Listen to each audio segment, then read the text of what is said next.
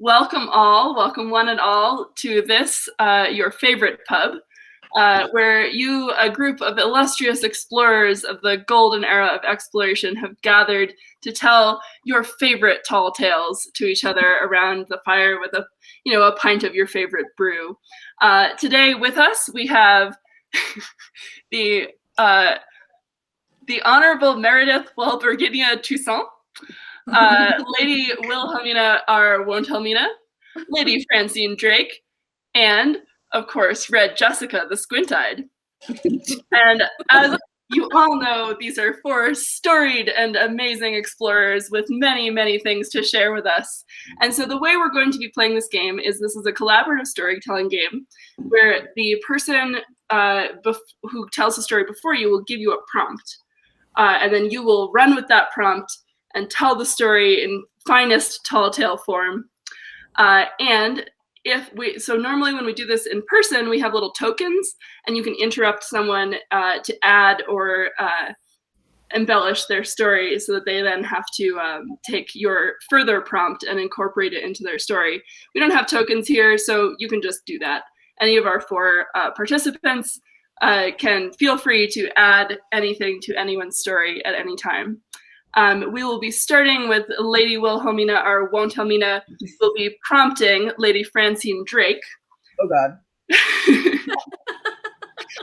Lady Francine Drake will then tell a story as she pleases and possibly be interrupted by the rest of the crowd of explorers here. And then when you're done, Lady Francine, you can then prompt either the Honorable Meridith or Red Jessica. And then that person will then prompt the next, and so on, and we will end with Lady Wilhelmina's story at the end. So, without further ado, are we all ready? Are we all prepared? That is the prepared for anything. True spirit of Baron Munchausen. So, I'm going to actually step off of my spotlight unless you need me. This is entirely your show. So, Lady Wilhelmina or Wontelmina, will you start us off? Yes, of course. I'm so glad we've all gathered here to tell our tales. Lady Francine Drake, I've heard many of the rumors, but rumor always manages to outpace fact, and I am so desirous to have the record finally set straight. Is it true that you're the first human being to have voyaged to the caverns of the moon and brought back cheese from there? However did you manage to return alive, especially given how jealously that place is said to be guarded by strange beings from another world? Well, all right. The first thing that we have to get clear about is that there is nothing green about the cheese. Okay.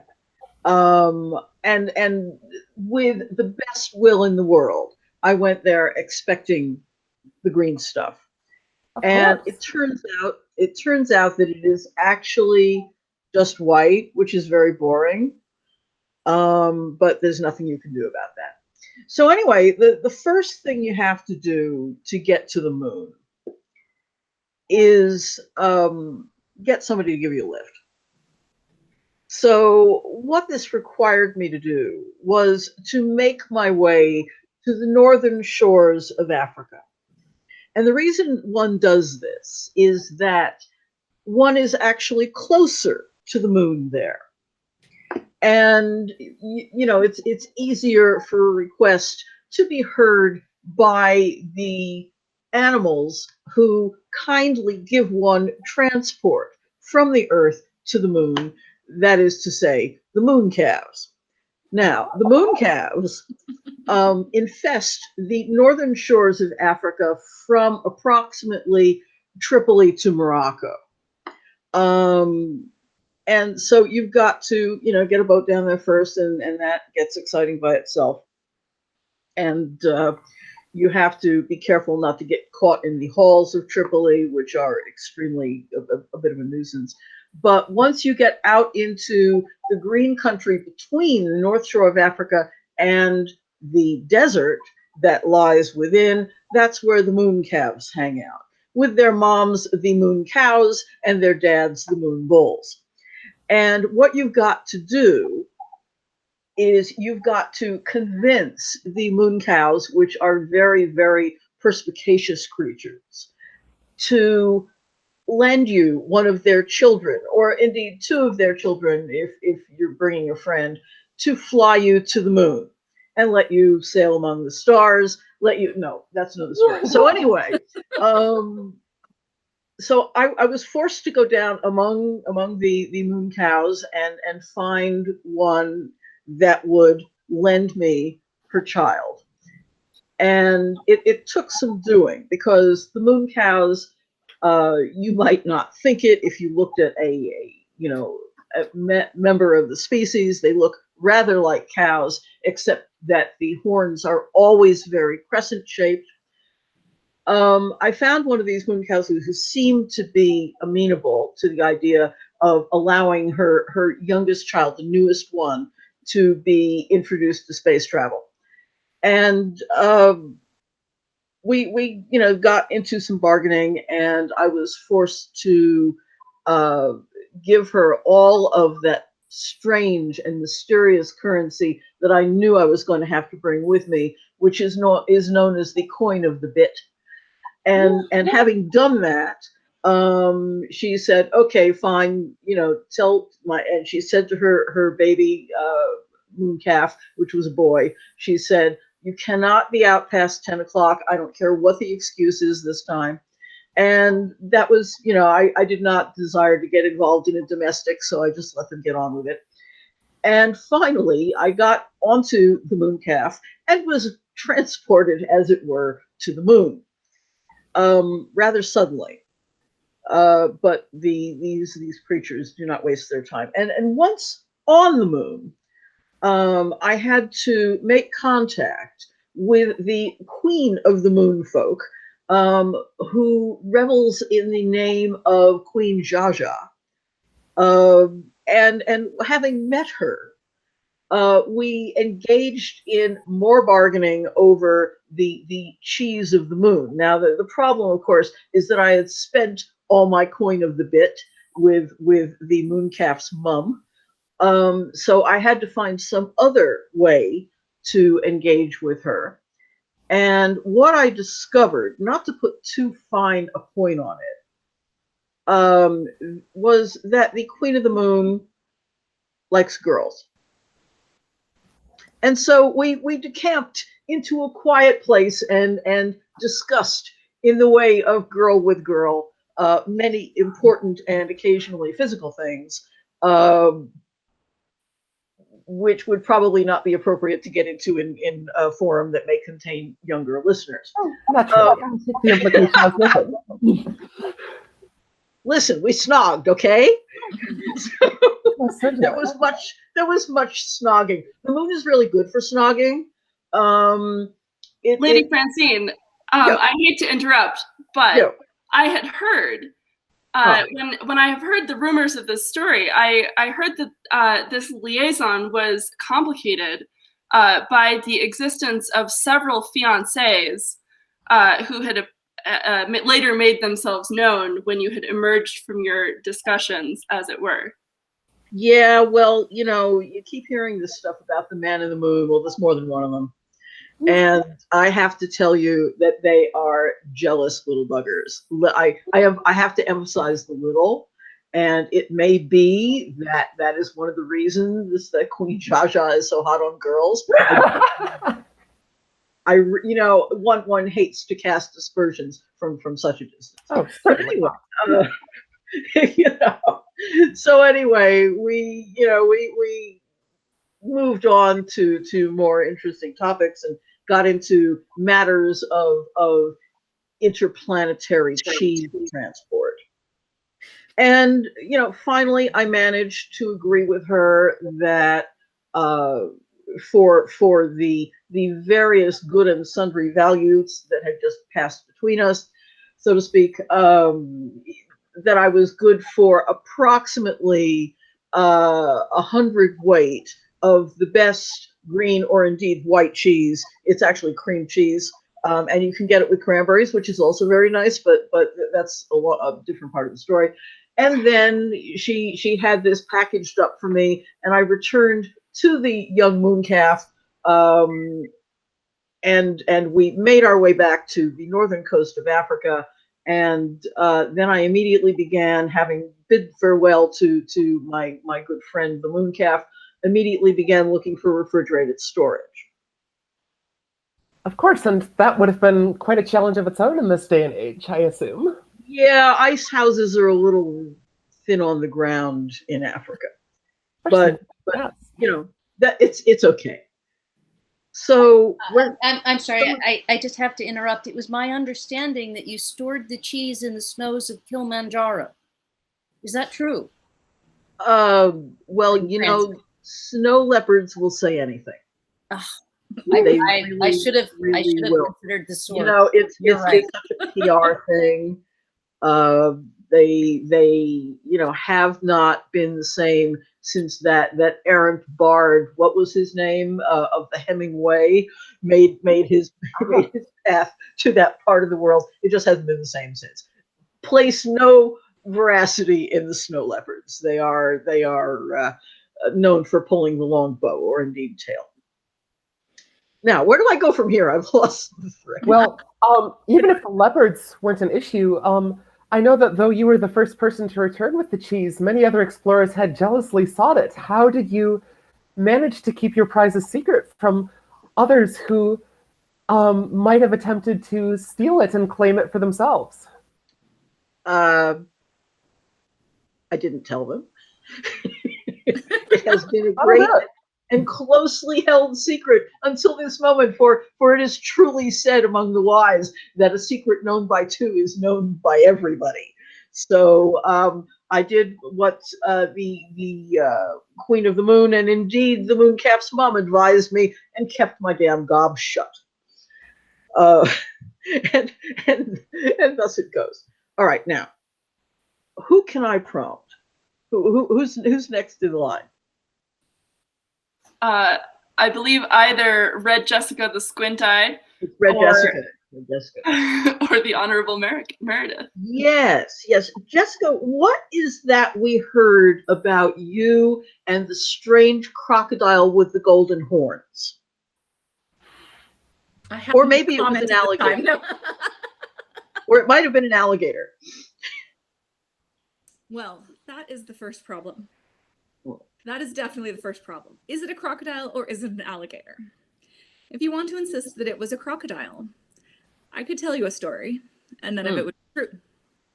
Because it wasn't a crocodile. It's definitely an alligator. Okay. The difference is in the snout, and also in the vocabulary. Crocodiles are not good conversationalists. Alligators, on the other hand, are. Alligators are, in fact, such conversationalists that occasionally you do have to find something heavy to set on their snout to stop the conversation so that you can rest or eat or think two thoughts to yourself. Now, the trouble was that this alligator I had known for several years. I'm his godmother. And he has a fairy godmother, but she's fairly useless and she never really shows up. So he came to me with an issue that he was not very large, considering he had only reached about 20 feet. And what he wanted was to go down into the sewers beneath New York City, or New Amsterdam, as they called it when I was there last time.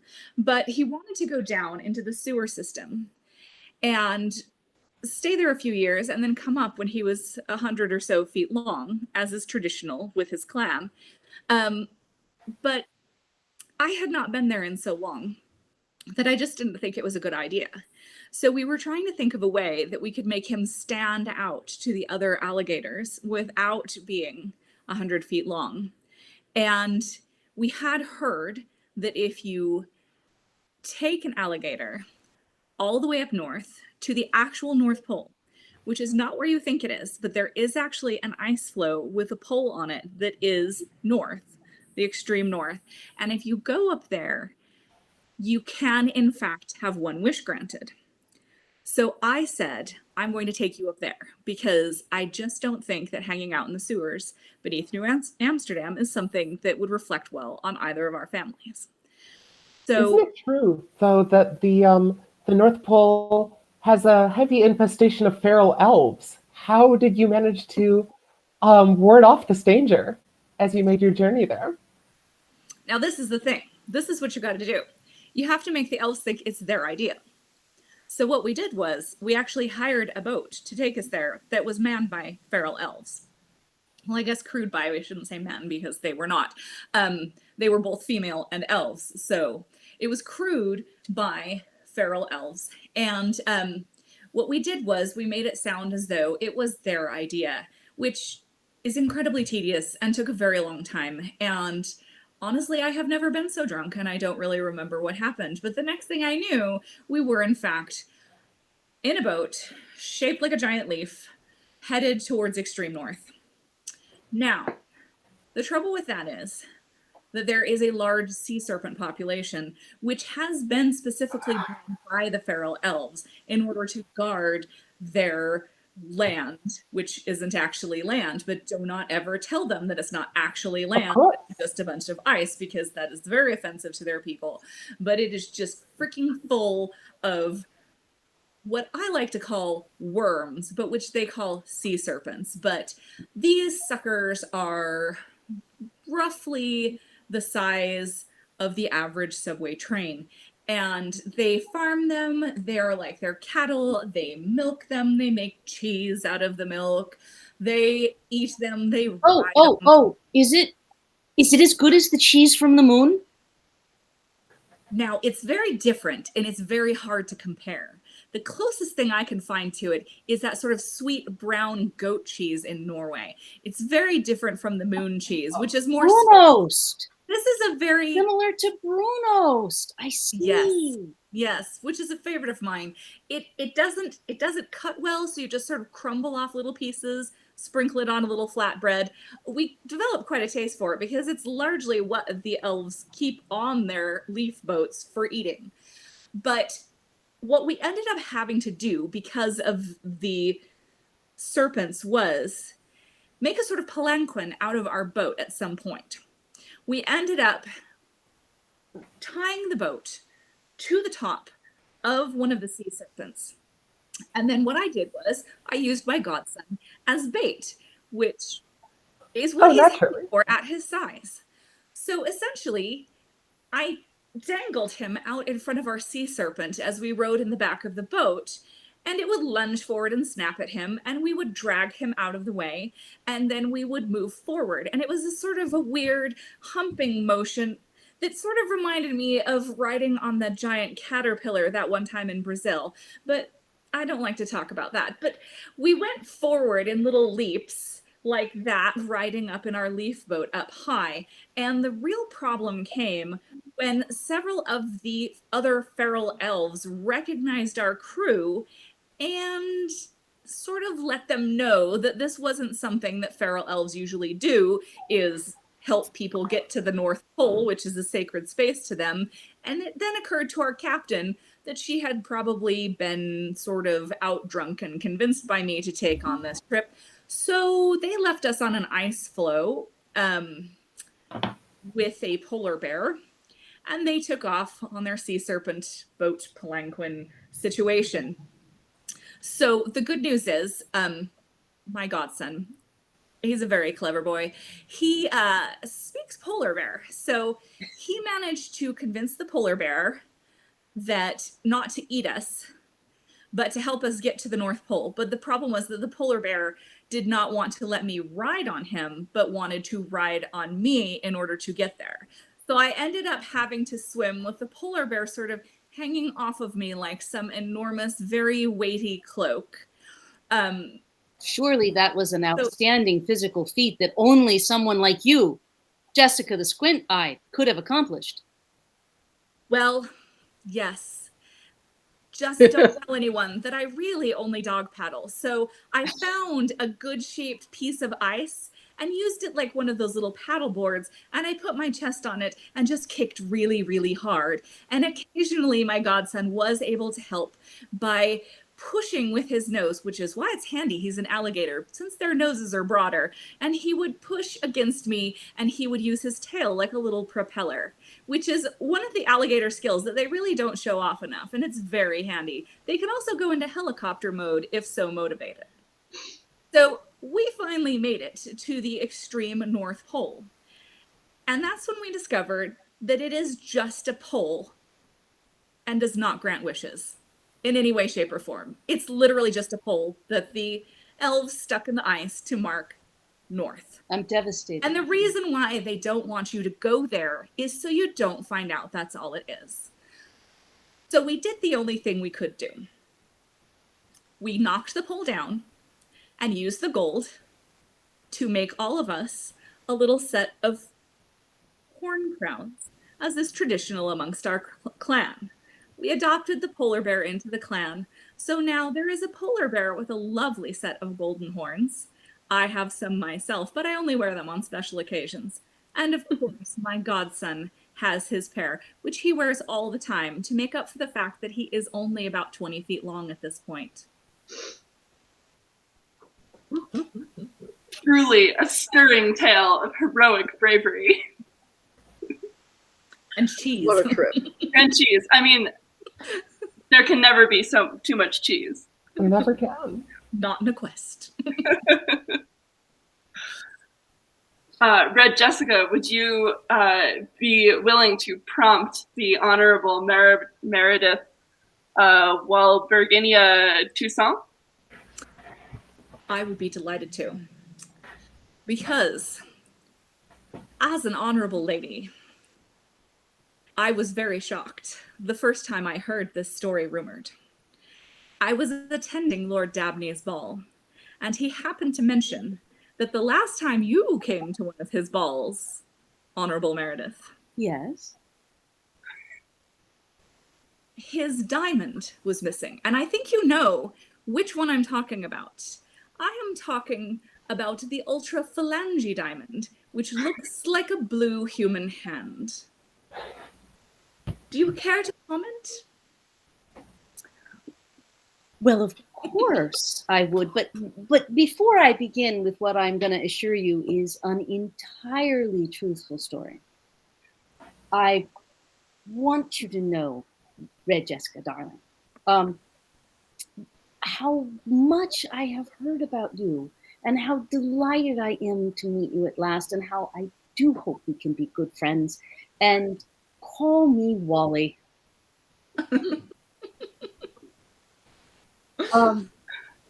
It's, of course, Wahlburginia, after my Norwegian ancestor.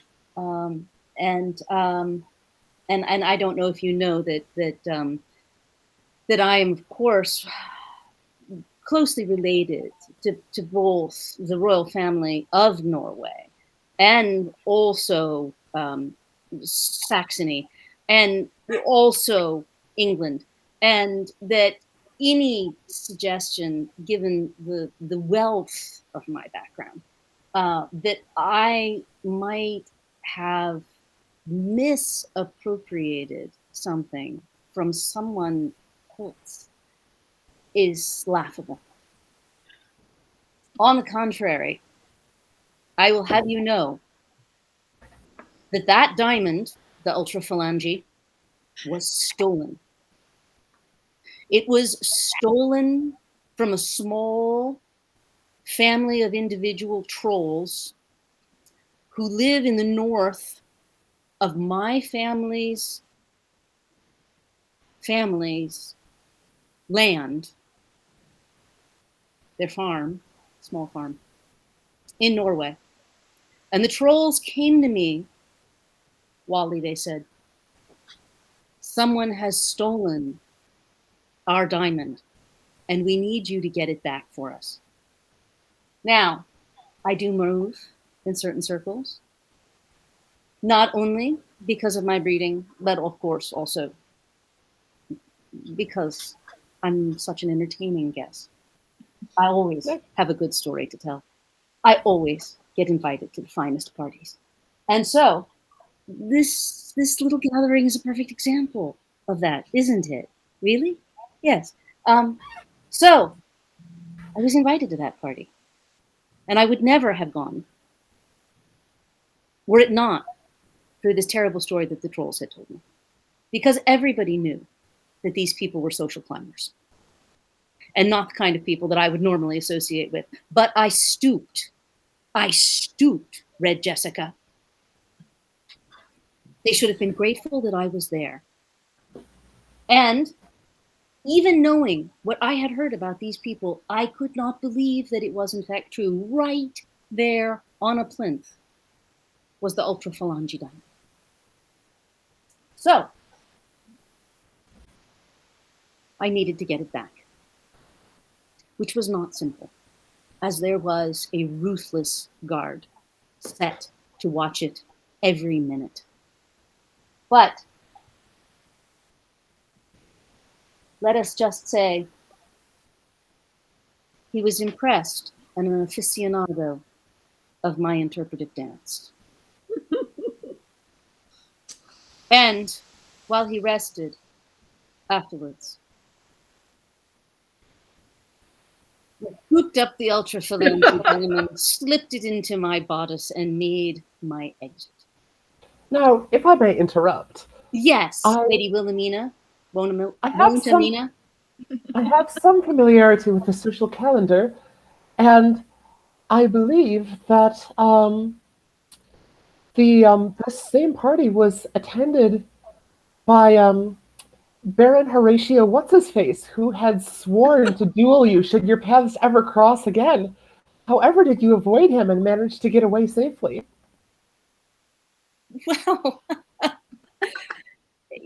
I can assure you it was no trouble at all, Wilhelmina. I relied on the universal phrase to exit from awkward situations like that. One merely lifts up one's glass and says, "Drinks all around." and at any well-bred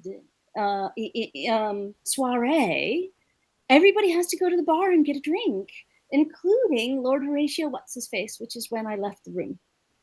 Because, as I said, did I mention stooping to attend this? The last thing that I wanted to be involved in is any sort of physical activity that would draw attention and perhaps cause people to remember that I was even at a party with Horatio. I mean, really, ever since that issue with the toes, one doesn't like to speak of it. But I did still have this difficulty that I needed to get the ultraphalange back home to Norway and to the rightful owners. And that was no difficulty initially because I was able to take a train as far as Copenhagen. And from Copenhagen, I did ask if I could catch a lift with a polar bear who was returning north. Oh, Jessica, he had gold horns. Perhaps he was your relative. He was. Only he is so decorated. Maybe you could talk to him about washing, Jessica. I mean, I don't want to criticize, but especially grooming is so important for carnivores. The teeth, Jessica. Anyway. The flossing. It's an uphill battle. Yes. So, but he was kind enough to carry me, across the sea there to Gothenburg and Sweden, and from Sweden I made my way into Norway, and I was going to get up all the way to the north where the family properties outside Tromsø. I don't know if you know that, an exclusive neighborhood, and the only problem is that I needed to take the route through the tunnel. And that's when I ran into the problem with the cheese. You mentioned Bruno's, and I do love Bruno's. I'm very fond of it on waffles. I don't know if you know that while many people think that Brunost is solely a food product, it's also fuel, which is why, unfortunately, there was a truck. The truck was going through the tunnel. The truck had a load of cheese. The cheese caught fire. The cheese burned for 3 days. This caused some damage to this rather well-engineered tunnel. They've decided they have to rebore the tunnel. I did not want to have to wait for the new tunnel to be made in order to get north, in order to return the ultraphalange to the trolls. But fortunately, that's not the only tunnel. I was able to make my way to the Hall of the Mountain King. Perhaps you've heard of him, friend of Peer Gynt. And yes. Well, friend. They had a falling out.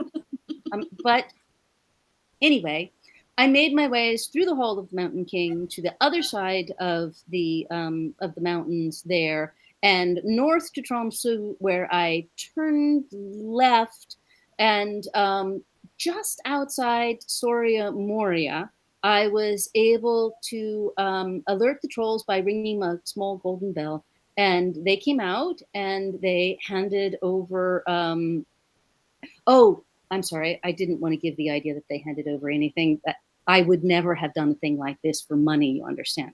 It was purely out of the goodness of my heart that I returned the ultra phalange to the trolls, and what then transpired was purely a gift from them to me. And perhaps at some point, if we get together again, I can show it to you, darling. Yeah. I shall look forward to it. But Lady Wilhelmina, you. Yeah. I'm so curious about your background, darling. I've heard so many wonderful things about people who claim to be related to you, and I'm sure half of them can't be true. But could you please tell me about your visit to the Americas and your rather amusing interaction with that large blue ox? Oh, yes, naturally. Well, it was rather an awkward situation. Oxford? Rather awkward, yes. You see, as you may know, my initial life on this mortal plane ended some 300 years ago, and I've been haunting a wardrobe ever since.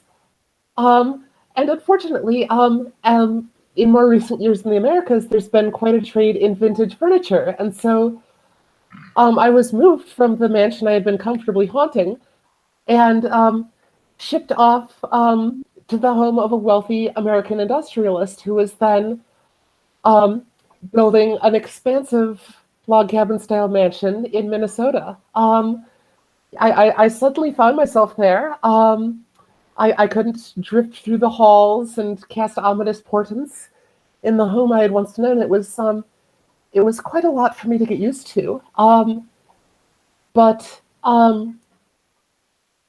yes, people came and went as this place was being built, and one likes to keep an ear out. So I began to hear tales that were told, and many of these concerned a gentleman of fairly generous height, Mr. Bunyan's, I believe his name was, and his pet ox, who had something of a blueberry hue. I'm given to understand this is quite typical of oxen in the New World. It must be something in their diet. Blueberries, yes, probably. Yes, I'd rather imagine so. Now, from what I had gathered, these two had been accustomed to spend their time wandering about from place to place, engaging in feats of strength and itinerant lumberjackery, and had gained no small manner of renown through those pursuits. But this was a this was a place that was rapidly changing, especially as it began to get built up by these industrialists. And the logging industry was no... But Wilhelmina, Yes. how did the ox fit in your cabinet? Oh, well...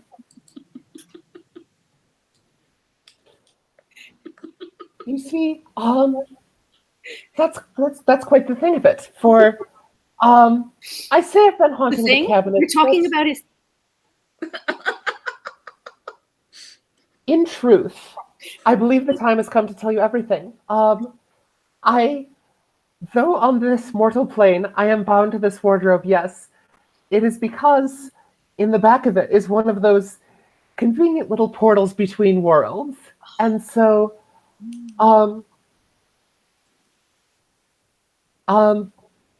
many of these are the great and trackless woods where the high elves make their camps and tell their tales, and it is still a land of myth and legend. So Mr. Bunyan's and his ox wished to travel there so that they could resume the lifestyle to which they had become accustomed. But what's known is that the ferry between worlds that goes from this portal within the wardrobe to the woodland realm of the elves is very expensive. They're very shrewd bargainers, the elves, and they don't let just anyone across. Otherwise, I would certainly be spending my summers there on a far more frequent basis than I've been accustomed to. No, they, if you don't have fairy gold, they need a very high price indeed. So we needed to come up with a get-rich-quick scheme of the classic sort. And of course, I turned to the same source that all of you have turned to, which was the booming cheese economy. You see, Babe the Blue Ox is in fact female and produces milk that can be turned into quite a bracing cheese that had become a local delicacy and can produce it at quite prodigious rates. I've become renowned as something of an expert in efficiency. So along with the gentleman whose mansion I was now haunting, we went into the dairy business together and put the place on the map. And one thing led to another, and that was how cheese curds were invented. And we were soon making a booming fortune, shipping them around the world. And of course, because I was involved in the production, the cheese curds were mildly haunted, which accounts for the squeaking noise that they make to this day. Just a little remnant of spectral energy that clings to them. But many people think they're delicious enough, either plain or fried, to make up for a little mild haunting here and there. And so soon enough, we were able to decamp to the land of the elves. And to this day, Mr. Bunyan's and Babe have taken up residence there, where they're much happier roaming the forests and performing great feats of axe-related strength. But they do miss some aspects of their former lives here in the States. So I negotiated a return for certain holidays. And in particular, they like to return in December and distribute gifts to all of their friends that they've missed on Earth. I'm given to understand that Babe was often mistaken for a reindeer these days, but well, you know how rumors get about. People see what they expect to see. But you and I, we know the truth. The elves and the ox and the large jolly fellow with the beard do their utmost to spread holiday cheer. So if you find cheese curds in your stocking, I hope you know that you have my facilitation to thank for it. I will watch carefully for them. Excellent. Now, size, of course, is very negotiable when one is moving between worlds, which accounts for how Mr. Bunyan's and Babe were able to fit into the wardrobe and travel to the land of the elves. And of course also accounts for how they're able to fit down one's chimney at Christmastide.